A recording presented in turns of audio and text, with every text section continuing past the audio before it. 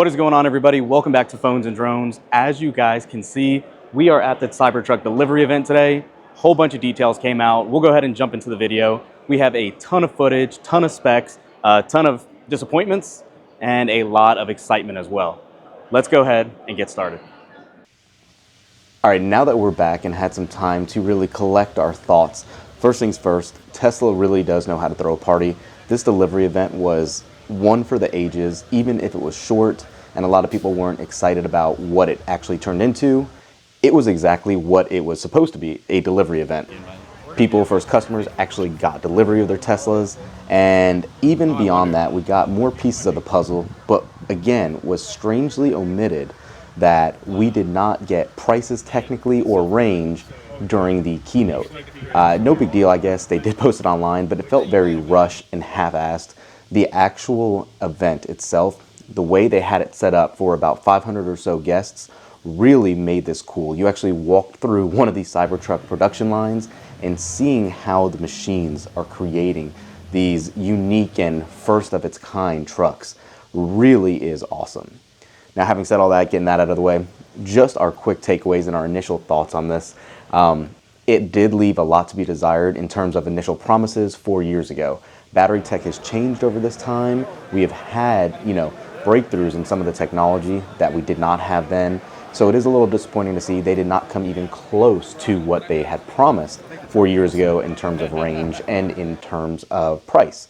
No one can predict the pandemic, right? Putting that to the side, with interest rates being high and Elon's prior comments, it was surprising that this still came in at its current price point and range.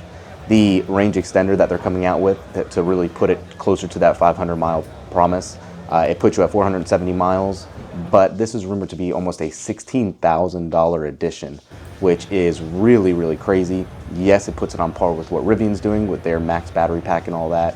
However, to lose a third of your bed in a truck doesn't seem ideal, right? So beyond that, though, also, a lot of people are going to use this to haul and all that, and we don't even know the range once pulling and towing. Yes, it can tow 11,000 pounds. Yes, it goes 0 to 60 with the Cyber Beast or that tri-motor variant in 2.6 seconds. I don't think people are buying this truck for that reason. It's not what people buy trucks for, right? They have performance vehicles if that's what they're looking at. They care about longevity. They want to be able to tow things and go long distance, and I don't think any of these variants, especially the base variant that isn't even coming out until 2025, which is that single motor variant. Beyond that, though, the prices that we were saying, it just is not in line with those expectations 4 years ago. Yes, it's understandable that there was inflation, substantial inflation at that, but to have these come in at the price points that they are, and that is going to be, again, for that purchase price. The single motor is $61,000. The all-wheel drive or the dual motor is going to be $80,000, and the Cyber Beast is a $100,000 truck. Insane. Yes, it's awesome what it can do. Yes, they made it look like it's the one to get always. But I think this is more strategic in terms of how Tesla is going to actually ramp production than anything else. They don't have to focus on a lower price variant, right? At least for another year. A lot of people are not going to opt in for the tri-motor Cyber Beast variant just yet, just because it's $100K. So they're really, by process of elimination, going to be allowing the production line to focus on just the dual motor variant, which I think is a smart move. So from a shareholder standpoint and from a enthusiast standpoint, I think this is the way they should have done it. It does make sense. It's just still disappointing in terms of, again, range and all of that.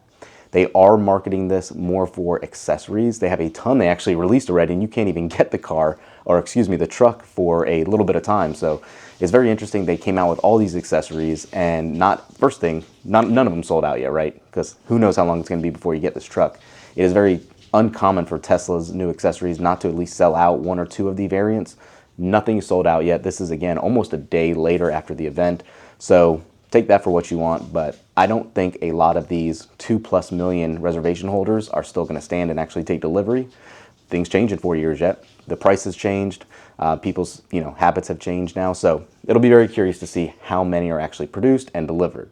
I think Q1 of 2024 is going to be very telling to see exactly what was actually produced and delivered for their report for the Q1 earnings.